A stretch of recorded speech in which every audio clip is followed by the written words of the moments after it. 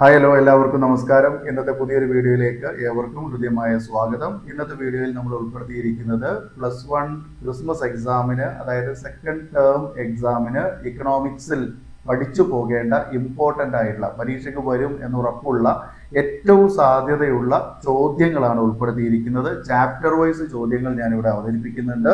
കൃത്യമായിട്ട് നിങ്ങളുടെ കൈവശമുള്ള ടെക്സ്റ്റ് ബുക്ക് അല്ലെങ്കിൽ മറ്റെന്തെങ്കിലും മെറ്റീരിയൽ, നോട്ട് ബുക്കോ എന്താണ് കയ്യിലുള്ളതാണെങ്കിൽ അതിൽ നിങ്ങൾ ഈ പറയുന്ന ഭാഗങ്ങൾ കൃത്യമായിട്ട് രേഖപ്പെടുത്തി അത് മാത്രം പഠിക്കുക. നിങ്ങൾക്ക് 100% ഫുൾ മാർക്ക് ഉറപ്പുവരുത്താൻ സാധിക്കും. ഓക്കെ, ഇതുമായി ബന്ധപ്പെടുത്തിയിട്ട് നമ്മൾ +1 സ്റ്റാറ്റിസ്റ്റിക്സിന്റെ ഭാഗത്ത് നിന്ന് ചോദിക്കുന്ന ചോദ്യങ്ങൾ ഉൾപ്പെടുത്തിയിട്ടുള്ള ഒരു വീഡിയോ മുമ്പ് അപ്ലോഡ് ചെയ്തിട്ടുണ്ട്. അത് കാണാത്തവരുണ്ടെങ്കിൽ തീർച്ചയായും അത് നിങ്ങൾ നിർബന്ധമായിട്ടും ചാനലിൽ കയറി കാണുക. ഓക്കെ, നമ്മൾ ഇന്ന് ഈ എക്കണോമിക്സിന്റെ ഭാഗത്ത് പ്രധാനമായിട്ടും പറയാൻ പോകുന്നത് മൂന്നാമത്തെ ചാപ്റ്റർ മുതലുള്ള ഭാഗങ്ങളാണ്. മൂന്നാമത്തെ ചാപ്റ്റർ പറയാൻ കാരണം 1ഉം 2ഉം നമ്മൾ നേരത്തെ, അതായത് ഫസ്റ്റ് ടേം എക്സാമിന് പഠിച്ചതാണ്. പിന്നെ എക്കണോമിക്സിന്റെ ഭാഗമായതുകൊണ്ട് കുറച്ചൊരു ഐഡിയ നിങ്ങൾക്ക് ഉണ്ടാകുമെന്ന് ഞാൻ പ്രതീക്ഷിക്കുന്നു. സ്റ്റാറ്റിസ്റ്റിക്സ് നമ്മൾ 1ാമത്തെ ചാപ്റ്റർ മുതൽ 5ാമത്തെ ചാപ്റ്റർ വരെ ഇമ്പോർട്ടന്റ് പറഞ്ഞിട്ടുണ്ട്. ഓക്കെ, അതുപോലെ ഞാൻ ഇതിൽ പറയുന്നില്ല. ഇതിൽ 3ാമത്തെ ചാപ്റ്റർ മുതലാണ് പറയുന്നത്. ലിബറലൈസേഷൻ, പ്രൈവറ്റൈസേഷൻ ആൻഡ് ഗ്ലോബലൈസേഷൻ, ഇതാണ് 3ാമത്തെ ചാപ്റ്റർ. ഇതിൽ ബാക്ക്ഗ്രൗണ്ട് ഓഫ് ദ റിഫോംസ് എന്ന് പറയുന്ന ഒരു ടോപ്പിക് ഉണ്ട്. തുടക്കം തന്നെ അതാണ്, ബാക്ക്ഗ്രൗണ്ട് ഓഫ് ദ റിഫോംസ്. അതായത് 1991 ഇന്ത്യയിൽ ന്യൂ എക്കോണമി പോളിസി, അതായത് NEP ഇൻട്രൊഡ്യൂസ് ചെയ്യുന്ന സമയത്ത് അതിന്റെ ഇന്ത്യയുടെ ഈ എക്കണോമിക് ബാക്ക്ഗ്രൗണ്ട് എന്തായിരുന്നു എന്നതിനെ സംബന്ധിക്കുന്ന ഒരു ചോദ്യമാണ്. ഒരു 4 മാർക്കിന്റെ ക്വസ്റ്റ്യൻ ആണ്, ഇമ്പോർട്ടന്റ് ആണ്.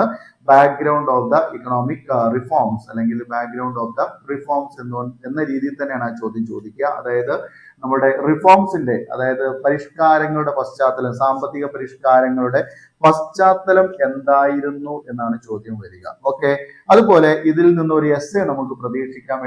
എസ്സേ എന്ന് പറയുമ്പോൾ 8 മാർക്കിന്റെ ചോദ്യമാണ്. അത് നമുക്ക് ഏതാണ്, ന്യൂ എക്കോണമിക് പോളിസി 1991. ഓക്കെ, ഇന്ത്യയിൽ ഇൻട്രൊഡ്യൂസ് ചെയ്ത ന്യൂ എക്കോണമിക് പോളിസി 1991 ഇന്ത്യയിൽ നടപ്പിലാക്കിയിട്ടുള്ള പുത്തൻ സാമ്പത്തിക നയത്തെ കുറിച്ച് വിവരിക്കാൻ വേണ്ടിയിട്ടാണ്.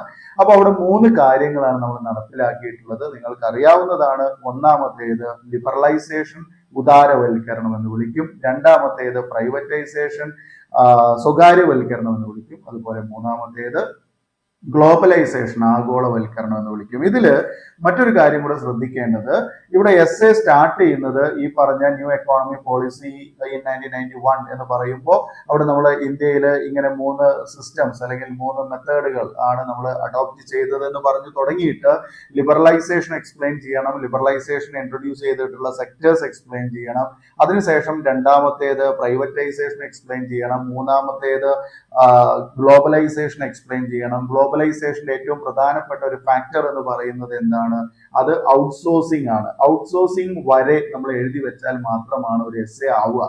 ഓക്കെ, അപ്പോൾ അത് അങ്ങനെ തന്നെ നിങ്ങൾ എഴുതുകയാണെങ്കിൽ ഒരു എസ്സേ ആകും. അതല്ലെങ്കിൽ നിങ്ങൾക്ക് ഇങ്ങനെ ഒരു ചോദ്യം വന്നില്ലെങ്കിൽ തീർച്ചയായും ഇതിൽ നിന്ന് ലിബറലൈസേഷൻ എന്താണ്, ഓക്കെ, അതായത് വാട്ട് ഈസ് ലിബറലൈസേഷൻ, അതുപോലെ തന്നെ ലിബറലൈസേഷൻ ഇൻട്രൊഡ്യൂസ് ചെയ്ത മേഖലകൾ അല്ലെങ്കിൽ സെക്ടേഴ്സ് ഏതൊക്കെയാണ്, അങ്ങനെയും ചോദിക്കാം. ഓക്കെ, അതും ഒരു പ്രധാനപ്പെട്ട ചോദ്യം തന്നെയാണ്. ഓക്കെ, പിന്നെ നമുക്ക് ഇവിടെ മനസ്സിലാക്കേണ്ടത് ഈ പ്രൈവറ്റൈസേഷന്റെ ഒരു പ്രധാന ഘടകം എന്തായിരുന്നു എന്നുള്ളതുണ്ട് കേട്ടോ.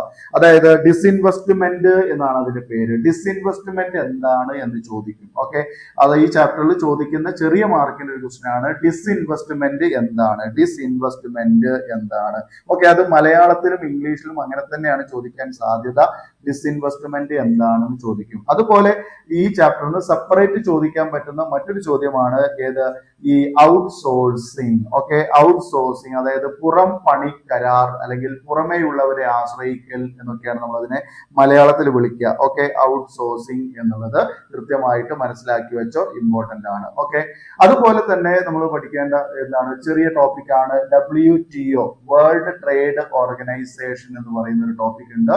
WTO. ഓക്കെ, WTO നിലവിൽ വന്നത് എന്നാണ്. Okay, in which year WTO exist എന്ന് ചോദിക്കാം. 1995 ആണ്, നമുക്ക് എല്ലാവർക്കും അറിയാം. WTOയുടെ മുൻകാല സ്ഥാപനം ഏതായിരുന്നു എന്ന് ചോദിക്കും. ഓക്കെ, യെസ്, WTOയുടെ മുൻകാല സ്ഥാപനം എന്ന് പറയുന്നത് ഏതാണ്, അത് GATT ആണ് അല്ലെ. ഗാട്ട് എന്ന് പറയുന്ന ഒരു സ്ഥാപനമുണ്ട്. ഓക്കെ, ഈ ഗാട്ടിനെ റീപ്ലേസ് ചെയ്തുകൊണ്ടാണ് 1995 ഏത് സ്ഥാപിച്ചത്? WTO സ്ഥാപിച്ചത്. ഓക്കെ, അപ്പോൾ ഗാട്ട് സ്ഥാപിച്ചത് 1948 കൂടെ മനസ്സിലാക്കുക. WTOയുടെ ഒബ്ജക്റ്റീവ്സ് നിർബന്ധമായിട്ടും പഠിക്കണം. ഒരു 2 ഒബ്ജക്റ്റീവ്സ് പഠിക്കണം കേട്ടോ. WTO എന്താണ്, WTO എന്ന് നിലവിൽ വന്നു, WTOയുടെ ഒബ്ജക്റ്റീവ്സ് എന്തൊക്കെയാണെന്നുള്ളത് പഠിക്കുക. ഓക്കെ, അത്രയും കാര്യങ്ങളാണ് ആ ചാപ്റ്ററിൽ ഇമ്പോർട്ടന്റ് ആയിട്ടുള്ളത്. ഓക്കെ, ക്ലിയർ ആയി എന്ന് വിചാരിക്കുന്നു.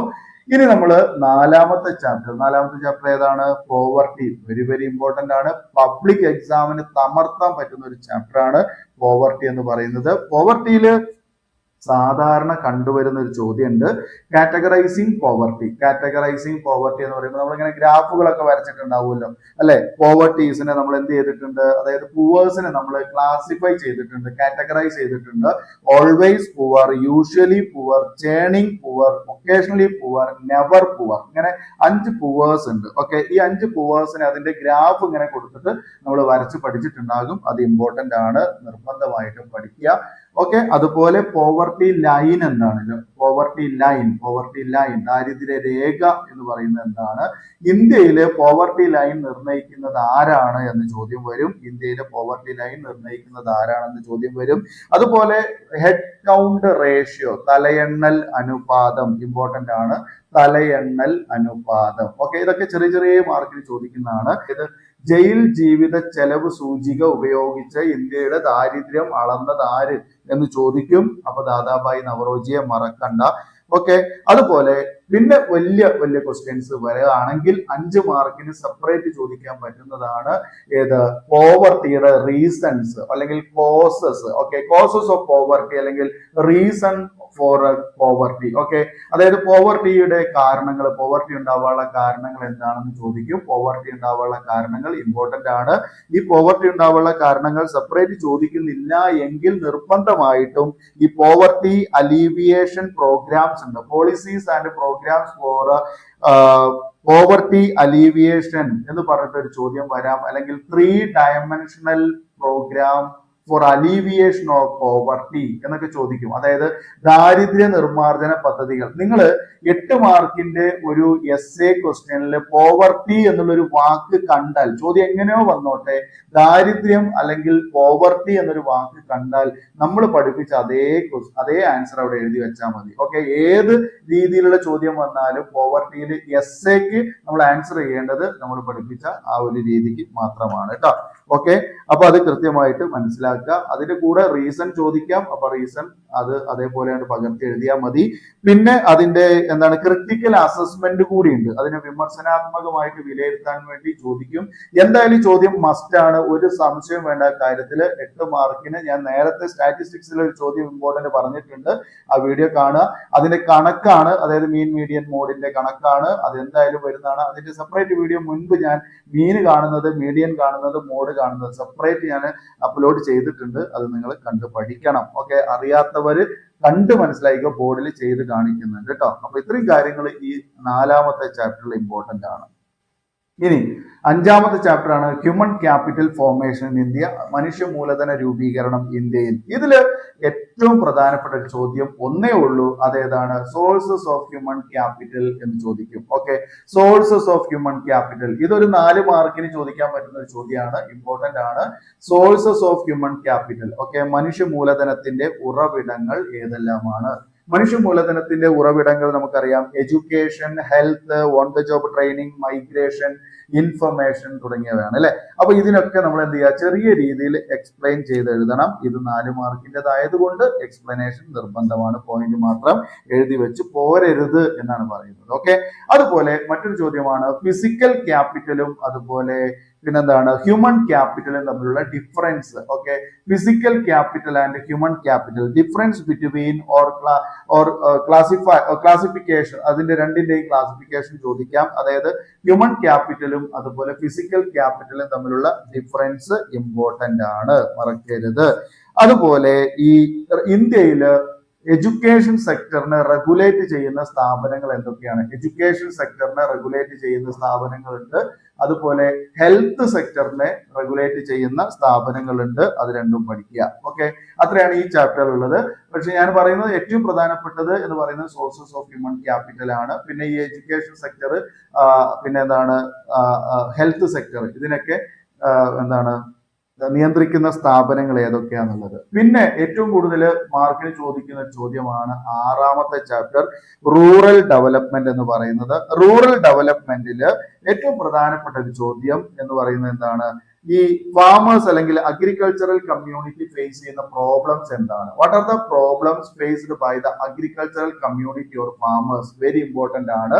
അതായത് ഫാമേഴ്സ് അല്ലെങ്കിൽ അഗ്രികൾച്ചറൽ കമ്മ്യൂണിറ്റി ഫേസ് ചെയ്യുന്ന പ്രധാനപ്പെട്ട പ്രശ്നം എന്താണ് എന്ന് ചോദിക്കുന്നുണ്ട്. അതുപോലെ റൂറൽ സെക്ടറിൽ ക്രെഡിറ്റ് ഫെസിലിറ്റീസ് ഏതൊക്കെയാണ്? വായ്പാ വിതരണ സംവിധാനങ്ങൾ എന്തൊക്കെയാണ്? ഓക്കെ, റൂറൽ സെക്ടറിൽ ഗ്രാമങ്ങളിൽ വായ്പ വിതരണ സംവിധാനങ്ങൾ എന്തെല്ലാമാണ്? അത് ഇമ്പോർട്ടന്റ് ആണ്, നിർബന്ധമായിട്ടും പഠിക്കണം. ഓക്കെ, അതുപോലെ നമ്മൾ പഠിക്കേണ്ട മറ്റൊന്നാണ് measures taken by the government to improve agricultural marketing. Very very important ആണ്. അഗ്രികൾച്ചറൽ മാർക്കറ്റിംഗ് ഇംപ്രൂവ് ചെയ്യാൻ വേണ്ടിയിട്ട്, അതായത് കാർഷിക വിപണനം അത് വർദ്ധിപ്പിക്കാൻ വേണ്ടിയിട്ട്, അതിനെ ഗ്രോത്ത് ചെയ്യിക്കാൻ വേണ്ടിയിട്ട് ഗവൺമെന്റ് നടപ്പിലാക്കുന്ന പ്രധാനപ്പെട്ട നടപടികൾ എന്തൊക്കെയാന്നുള്ളത്. അതുപോലെ ഈ എമർജിങ് ആൾട്ടർനേറ്റീവ് മാർക്കറ്റുകൾ, ഓക്കെ, അതായത് ഉയർന്നു വരുന്ന നമ്മുടെ ആൾട്ടർനേറ്റീവ് ആയിട്ടുള്ള മാർക്കറ്റുകൾ, അത് വളരെ സിമ്പിൾ ആയിട്ട് നിങ്ങൾ പഠിച്ചിട്ടുണ്ടായിരിക്കും. അപ്നി മണ്ടി, ഹഡാസ്പർ മണ്ടി, അല്ലെ, റയത്ത് ബസാർ എന്നൊക്കെ പറഞ്ഞിട്ട് പഠിച്ചിട്ടുണ്ടായിരിക്കും, ഉഴവർ സന്ധ്യ ഒക്കെ. ഓക്കെ, അത് അങ്ങനെ തന്നെ പഠിക്കുക. അത് പോയിന്റ് ആണ്, വേറെ ഒന്നും അതിൽ പഠിക്കാനില്ല. പക്ഷെ നിങ്ങൾ ആ ഇംപ്രൂവ്മെന്റ്, ഏത് measures taken by government to improve agricultural marketing, അത് പഠിക്കാതെ പോകരുത്, ഇമ്പോർട്ടന്റ് ആണ്. അതുപോലെ മറ്റൊരു ചോദ്യമാണ് അഗ്രികൾച്ചറൽ ഡൈവേഴ്സിഫിക്കേഷൻ എന്ന് പറയുന്നത്. ഓക്കെ, എന്താണ് കൃഷിയുടെ വൈവിധ്യവൽക്കരണം എന്ന് ചോദിക്കും. ഓക്കെ, അഗ്രികൾച്ചറൽ ഡൈവേഴ്സിഫിക്കേഷൻ, കൃഷിയുടെ വൈവിധ്യവൽക്കരണം ഇമ്പോർട്ടന്റ് ആണ്. ഓക്കെ, അത് 3 തരം ഡൈവേഴ്സിഫിക്കേഷൻ ആണുള്ളത്, മറക്കരുത്. ഓക്കെ, അതുപോലെ പിന്നെ അവിടെ കുറച്ച് റെവല്യൂഷൻസ് ഉണ്ട്. വൺ വേർഡിലൊക്കെ ചോദിക്കാൻ പറ്റുന്നത് ഗ്രീൻ റെവല്യൂഷൻ എന്തുമായി ബന്ധപ്പെട്ടതാണ്, വൈറ്റ് റെവല്യൂഷൻ എന്തുമായി ബന്ധപ്പെട്ടതാണ്, ഗോൾഡൻ റെവല്യൂഷൻ എന്തുമായി ബന്ധപ്പെട്ടതാണ്, സിൽവർ റെവല്യൂഷൻ, ഗ്രേ റെവല്യൂഷൻ, അതുപോലെ blue revolution, black revolution, yellow revolution, ഇതൊക്കെ എന്താണ് എന്നുള്ളത് പഠിക്കുക. Okay, yes. അതുപോലെ ഏറ്റവും പ്രധാനപ്പെട്ട ഒന്നാണ് ഓർഗാനിക് ഫാമിംഗ്. മറക്കാൻ പാടില്ല നിങ്ങൾ, ഓർഗാനിക് ഫാമിംഗ് നിർബന്ധമായിട്ട് ചോദിക്കട്ടെ. ഓർഗാനിക് ഫാമിംഗ് എന്താണ്? ഓർഗാനിക് ഫാമിംഗിന്റെ മെറിറ്റ് ഡിമെറിറ്റ് നിർബന്ധമായിട്ട് ചോദിക്കും. 4 മാർക്ക് 5 മാർക്കിന്റെ ചോദ്യം. ഓക്കെ, ഓർഗാനിക് ഫാമിംഗ് എന്താണ്, അതിന്റെ മെറിറ്റ് എന്താണ്, ഡിമെറിറ്റ് എന്താണ്, മറക്കരുത്. ഇനി 7ാമത്തെ, അതായത് നമുക്ക് ഈ പരീക്ഷയ്ക്ക് പഠിക്കേണ്ട ലാസ്റ്റ് ചാപ്റ്റർ ആണ് ഗ്രോത്ത്, അതായത് employment growth, informalisation and other issues എന്ന് പറഞ്ഞിട്ടൊരു ടോപ്പിക്കാണ്. ഇതില് ഏറ്റവും ചോദിക്കുന്ന ഒരു ചോദ്യമാണ്, ഏറ്റവും പ്രധാനപ്പെട്ട 2 മാർക്കിന്റെ ചോദ്യമാണ് വർക്കർ പോപ്പുലേഷൻ റേഷ്യോ എന്ന് വിളിക്കും. അതായത് തൊഴിലാളി ജനസംഖ്യ അനുപാതം എന്നാണ് വിളിക്കുക. വർക്കർ പോപ്പുലേഷൻ റേഷ്യോ ഒരു ഇക്വേഷൻ വെച്ച് പഠിച്ചിട്ടുണ്ടാകും. അതുപോലെ ഈ വർക്കർ പോപ്പുലേഷൻ റേഷ്യോ കാണാൻ വേണ്ടിയിട്ട് നമുക്കൊരു ടേബിൾ തരും. ഈ ടേബിളിനെ അതൊന്ന് അനലൈസ് ചെയ്യാൻ വേണ്ടിയിട്ട് പറയും. ഓക്കെ, വർക്കർ പോപ്പുലേഷൻ റേഷ്യോ എന്ന് പറഞ്ഞിട്ട് ഒരു പ്രത്യേക വർഷത്തെ, അതായത് ഇപ്പോ 2017-19 അല്ലെങ്കിൽ 17-18 എന്ന് പറഞ്ഞിട്ട് ഒരു ഇയർ തന്നിട്ട് ആ ഇയറിൽ പിന്നെ റൂറൽ സെക്ടറിലും അർബൻ സെക്ടറിലും തൊഴിലെടുക്കുന്ന ആ പുരുഷന്മാരുടെയും, അതായത് പിന്നെ എന്താണ് മെയിൽ ആൻഡ് ഫീമെയിൽ അല്ലെങ്കിൽ വിമൻ ആൻഡ് മെന്ന്, ഇവരുടെ കണക്കുകൾ തരും, പെർസെന്റേജ് തരും. എന്നിട്ട് അതിനെ നമ്മളോട് അനലൈസ് ചെയ്യാൻ വേണ്ടി പറയും. ഒന്നുമില്ല, അത് സിമ്പിൾ ആയിട്ടാണ് എക്സ്പ്ലെയിൻ ചെയ്യാൻ മാത്രമാണ് പറയുക. ഓക്കെ, അത് നിങ്ങൾ അറിഞ്ഞിരിക്കണം. സ്ഥിരമായിട്ട് ചോദിക്കുന്ന ക്വസ്റ്റ്യൻ ആണ്, പബ്ലിക്കിന് ചോദിക്കുന്നുണ്ട് ആ ക്വസ്റ്റ്യൻ. അതുകൊണ്ട് അത് ഒരിക്കലും എന്ത് ചെയ്യരുത്, സ്കിപ്പ് ചെയ്യരുത്. ഓക്കെ, അതുപോലെ ഈ ചാപ്റ്ററിൽ 3 തരം തൊഴിലാളികളെ പറ്റി പഠിക്കുന്നുണ്ട്. Okay, different types of employees ആരൊക്കെയാണ്?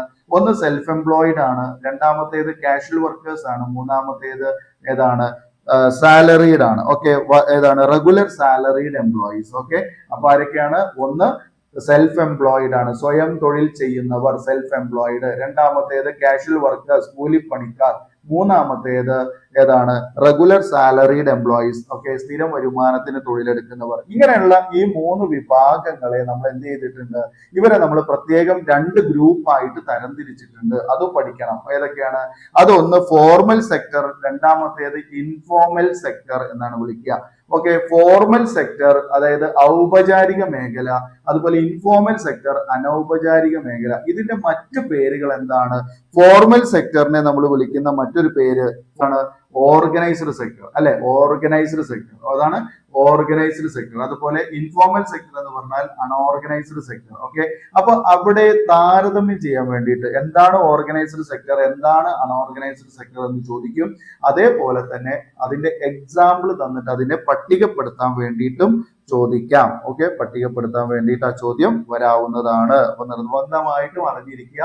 ഏത് ഡിഫറെന്റ് ടൈപ്സ് ഓഫ് എംപ്ലോയേഴ്സ് ആരൊക്കെയാന്ന് പഠിക്കുക. അവര് ഫോർമൽ സെക്ടർ ഏതാണ്, പിന്നെ ഇൻഫോർമൽ സെക്ടർ ഏതാണ്, ആരൊക്കെയാണ് ഈ പറയുന്ന ഫോർമലിലും ഇൻഫോർമലിലും ഉൾപ്പെടുന്നത് എന്ന് പഠിക്കണം. അതുപോലെ മറ്റൊരു ചോദ്യം, അൺഎംപ്ലോയ്മെന്റ് എന്താണ്? തൊഴിലില്ലായ്മ. തൊഴിലില്ലായ്മ എന്താണ്? Different types of unemployment. Okay, അപ്പൊ നമ്മൾ ബുക്കിൽ 3 ടൈപ്പ് അൺഎംപ്ലോയ്മെന്റിനെ പറ്റിയിട്ടേ പറയുന്നുള്ളൂ. ഒന്ന് ഓപ്പൺ അൺഎംപ്ലോയ്മെന്റ് ആണ്, പ്രത്യക്ഷ തൊഴിലില്ലായ്മ.